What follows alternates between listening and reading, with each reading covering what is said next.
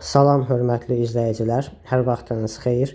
7 dekabr tarixində 11-ci sinif şagirdləri üçün təşkil olunmuş Güvən 6-cı sınağın izahı ilə tanış olaq. 31-ci sual. Subarktik və tropik iqlim qurşaqlarının fərqli xüsusiyyətləri. İqlim tiplərinə bölünmür. Subarktik bölünmür, ancaq tropik iqlim qurşağı səhra və rütubətli tip olmaqla iki tipə bölünür və bu fərqli xüsusiyyətdir. Biri götürürük. 2. Avrasiya və Şimali Amerika materiklərində yayılıb. Bu ortaq cəhətdir. 3. Yayıldığı ərazilərdə ekstremal təbii şəraitə rast gəlinir. Hər ikisində ekstremal təbii şəraitli ərazilər var. Yalnız ekvatordan şimalda yayılıb. Subarktik iqlim qurşağı ekvatordan şimalda, tropik iqlim qurşağı isə ekvatordan şimalda və cənubda yayıldığı üçün bu da fərqli xüsusiyyətdir.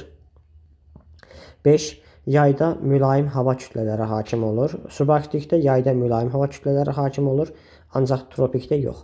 Ona görə 5 də fərqli cavabdır. 6. Mövsümü dəyişikliklər baş verir. Bu hər ikisində baş verir. Doğru cavab C variantıdır. 1, 4 və 5. İkinci sual. Xəritə sxemə əsasən dekabr-fevral aylarının daha rütubətli keçdiyi əraziləri müəyyən edin. Bilirik ki, şimal yarımkürəsində dekabr və fevral ayları qış, cənub yarımkürəsi üçün yay fəslidir. Dekabr-fevralın rütubətli olduğu deyilirsə, şimal yarımkürəsində qışın rütubətli olduğu iqlim qurşaqlarına baxacağıq, cənub yarımkürəsində isə yayın rütubətli olduğu. 1 nömrəli ərazi şimal yarımkürəsində Aralıq dənizi iqlim vilayətidir. Həmçinin 2 nömrəli ərazi də Aralıq dənizi iqlim vilayətidir. Və bilirik ki, şimal yarımkürəsində Aralıq dənizi iqlim vilayəti qışda rütubətlidir və qış aylarda dekabr-fevral aylarıdır. Ona görə 1 və 2-ni götürürük. 5 nömrəli məntəqə musson iqlim vilayəti olduğuna görə orada yay aylarında rütubət olur və bu da iyun-iyul aylarına təsadüf edir. 5-i götürmürük. 3 və 4 hər ikisi şimal subekvatorialdadır. Yay rütubətlidir. Şimal yarımkürəsinin yay ayları isə dekabr-fevral yox, deməli iyun-iyul aylarıdır. 3-4 çıxır. Qalır 6. 6 cənub yarımkürəsində subekvatorial iqlim qurşağıdır. Burada yay rütubətli olur və yay ayları cənub yarımkürəsində bilirik ki, dekabr-fevral aylarına təsadüf edir.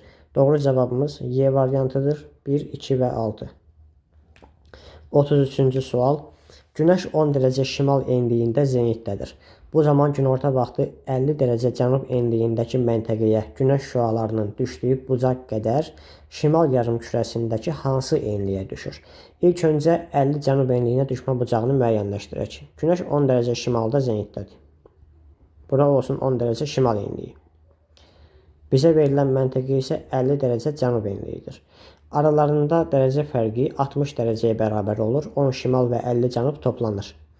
Bura 90 dərəcə bucaqla düşürsə, 50 cənub enliyinə 60 dərəcə kiçik bucaqla düşməlidir. Yəni 30 dərəcə bucaqla düşəcək. İndi bizə deyilir ki, 30 dərəcə bucaqla günəş hansı məntəqəyə düşər şimal yarımkürəsində?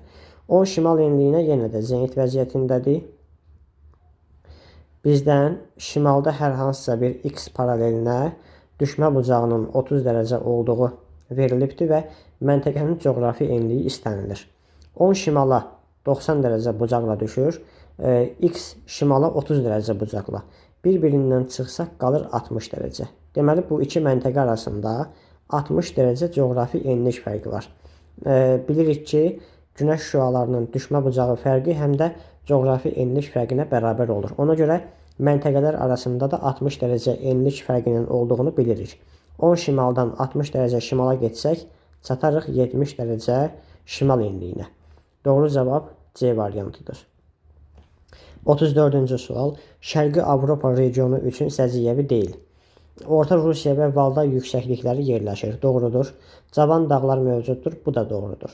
Məsələn, Krım dağları Şərqi Avropanın regionunun cənubunda yerləşən cavan dağ sistemləridir. C variantı buzlaq relyef formaları geniş yayılmışdır. Doğru fikirdir. Şimal hissələrində buzlaq relyef formaları geniş yayılıb. D variantı mülayim kontinental iqlim tipi yayılmışdır. Bu da əlbəttə ki, doğru fikirdir. Aktiv vulkanlar var. Bu isə yanlış fikirdir. Doğru cavab Y variantı olacaq. 35-ci sual. Hansı materik burun materikin ucqar cənub nöqtəsi deyil? Mariato Şimali Amerikanın cənub ucqar nöqtəsidir. Frauert Cənubi Amerikanın ucqar cənub nöqtəsi. Piyay Avrasiyanın cənub ucqar nöqtəsi.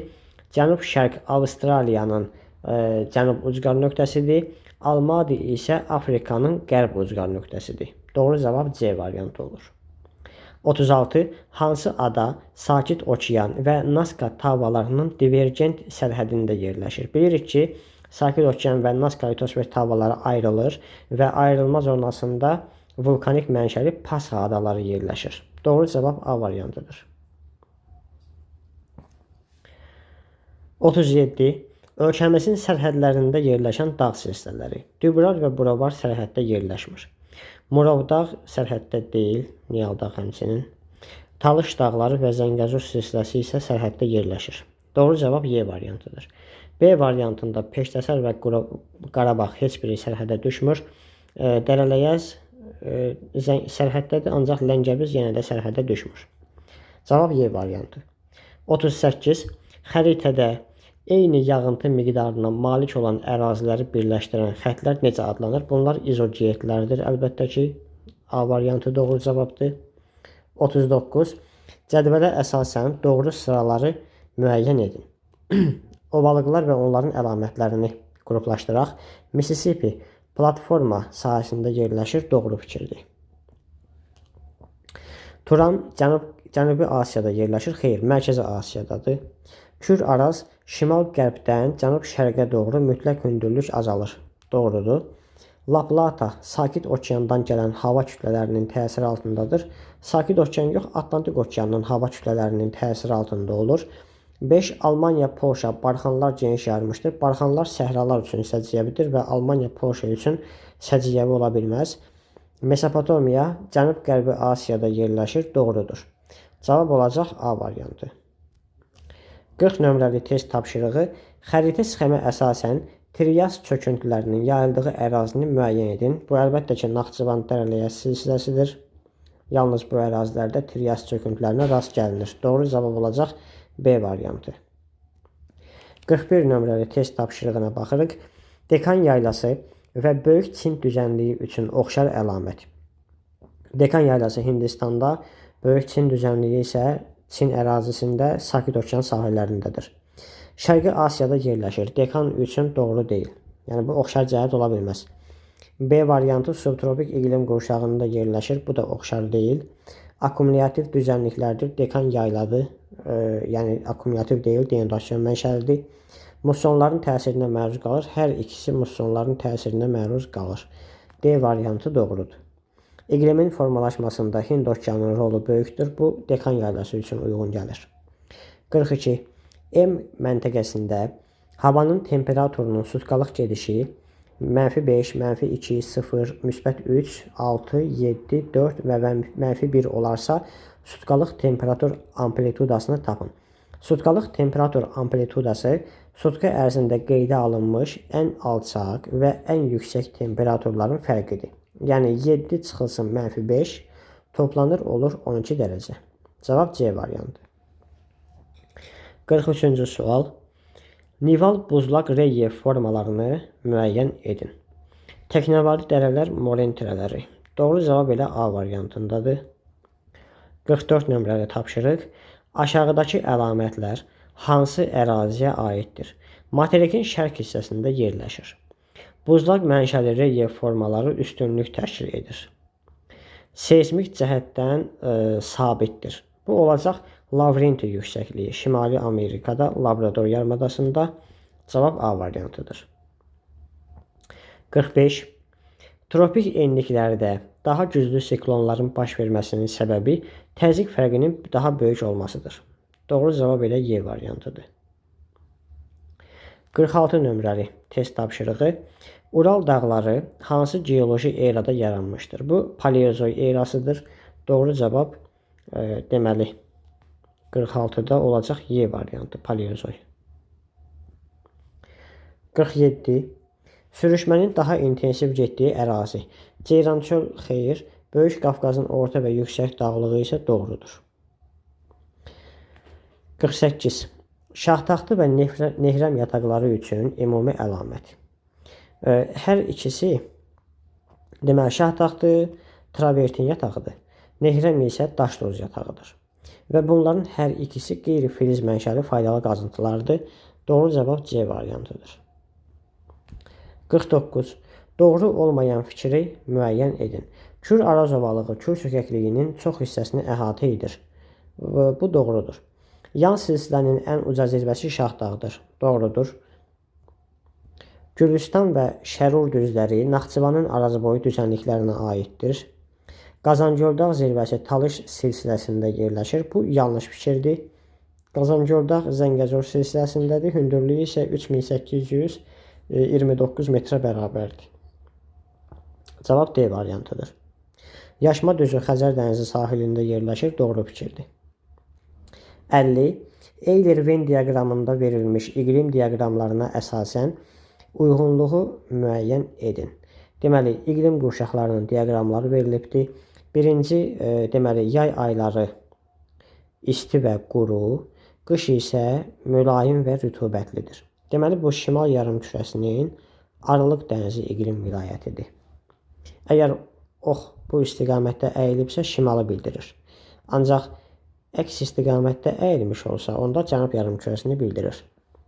İkinciyə baxırıq. Cənub yarımkürəsi olduğunu bilirik və yay ayları o zaman dekabr, yanvar, fevrala uyğun gəlir. Yay ayları isti və rütubətlidir. Qış ayları isə yenə də isti və qurudur. Bu da cənub yarımkürəsinin subekvatorial iqlim qurşağı olacaq. Xüsusiyyətlərə baxaq. Cənub yarımkürəsi üçün səciyyəvidir. İkinciyə aiddir. Aralıq dənizi iqlim tipinə xasdır. Birinciyə aid olacaq. Keçid iqlim qurşağına aiddir. Aralıq dənizi iqlim vilayəti subtropik iqlim qurşağında, ikinci verilən diaqram isə subekvatorial iqlim qurşağında yerləşir. Hər ikisi keçiddədir. Deməli, 3-ə 3 uyğundur. Yağıntılar əsasən ilin isti dövründə düşür. Aralıq dənizində yağıntılar qışda, yəni ilin soyuq dövründə düşür. Subekvatorialda isə yağıntılar ilin isti dövründə düşür. Yəni ikinciyə həm də 4 uyğun gəlir. 1-ə 2, 2-yə 1 və 4. Cavab B variantıdır. 51 nömrəli tapşırığa baxaq. Dağlara uyğun gələn zirvələri seçin.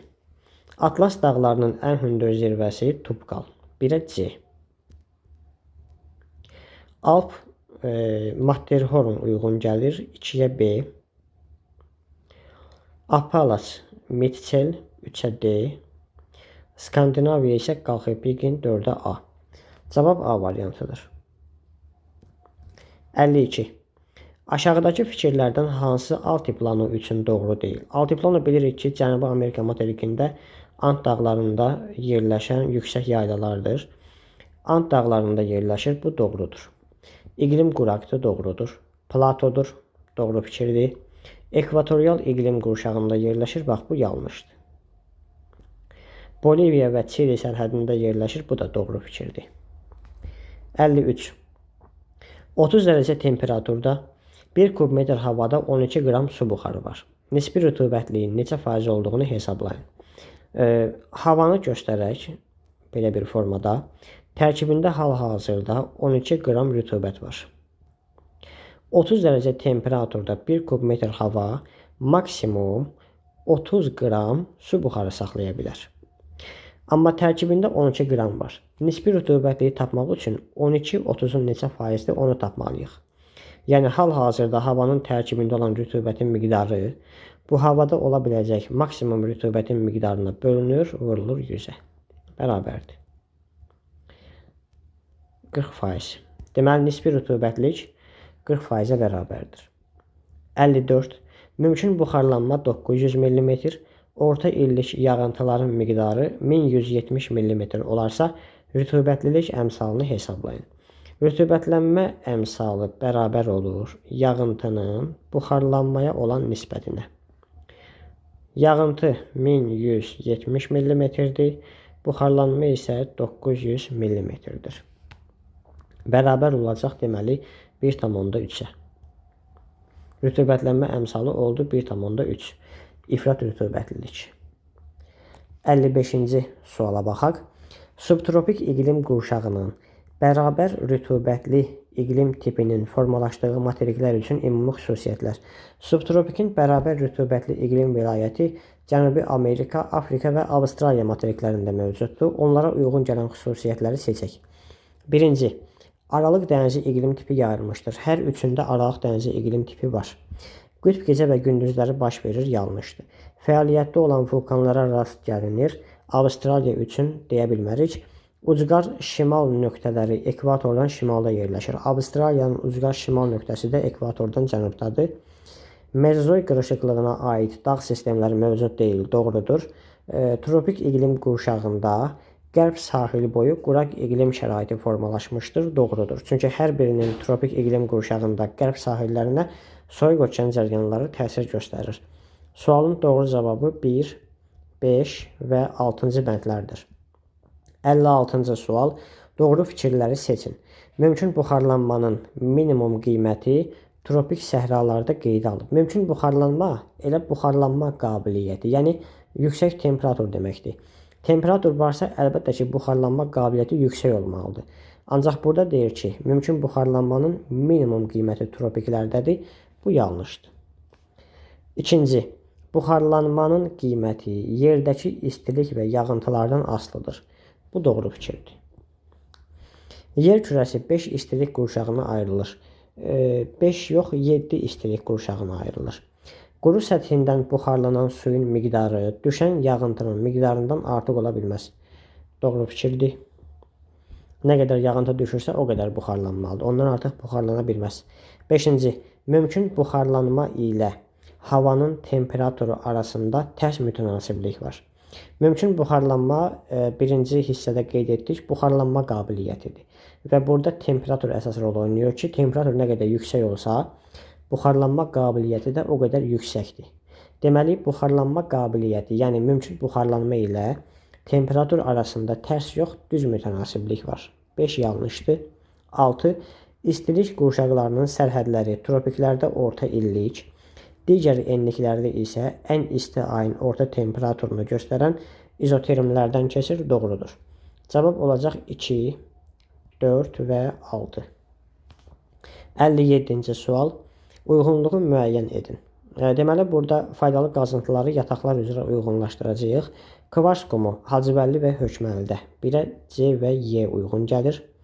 Xromit Göydərə və İpək yataqlarındadır. 2-yə A və D uyğun gəlir. Seolit giri isə Tovuzda Ağdağ yatağındadır. 3-ə B uyğun gəlir. Doğru cavab olur 1-ə C, Y, 2-yə A, D, 3-ə B. 58-ci sual. Situasiyaya keçirik. A adası Şimali Amerika və Avrasiya tavalarının divergent sərhədində yerləşir. Bu səbəbdən burada fəaliyyətdə olan vulkanlar mövcuddur. Adada keçid iqlim qurşağı formalaşmışdır. Onun sahillərini iki okeanın suları yuyur. Ada 14 və 24 dərəcə qərb uzunluqları arasında yerləşdiyindən burada GMT-yə görə 2 saat qurşağı var. A adasının sahəsi 103 min kvadrat kilometrdir. Situasiya sualında bəhsi gedən ada İslandiya adasıdır.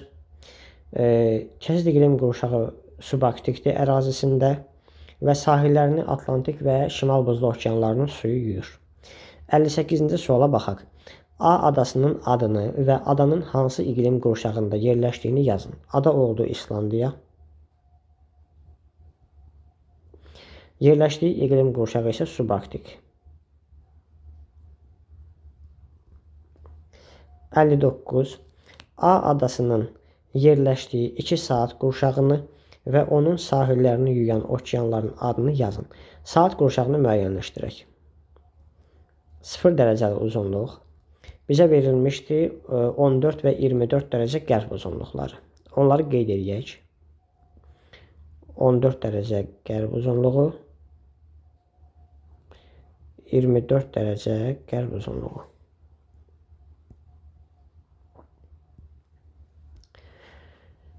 Bilirik ki, 0 dərəcə uzunluqdan 7,5 dərəcə şərqə və qərbə doğru getsək, 24-cü saat qurşağında yerləşərik. 7,5 qərb uzunluğundan 15 dərəcə qərbə getsək, olacaq 22,5 dərəcə qərb uzunluğu. Və bu hissə olur 23-cü saat qurşağında.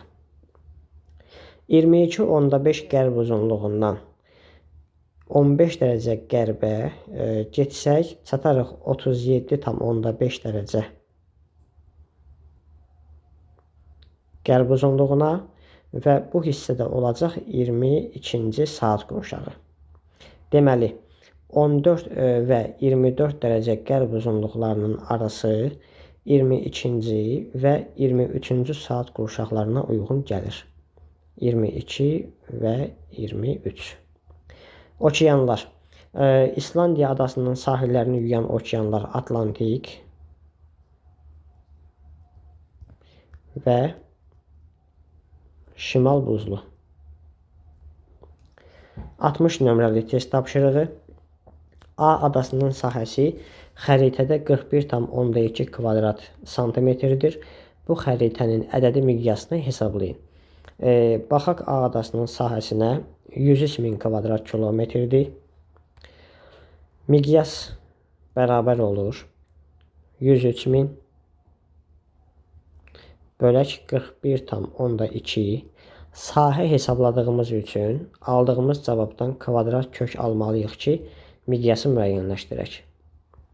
103.000-i 41,2-yə böləndə alınır kök altında 2500.